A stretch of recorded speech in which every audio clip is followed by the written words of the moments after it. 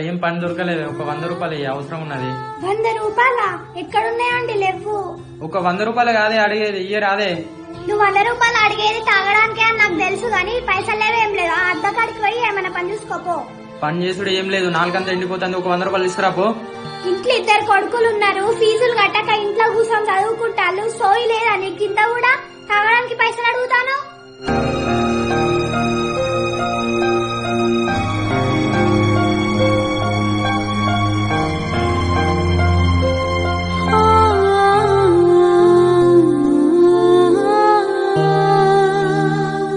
అన్నా ఒక light bill.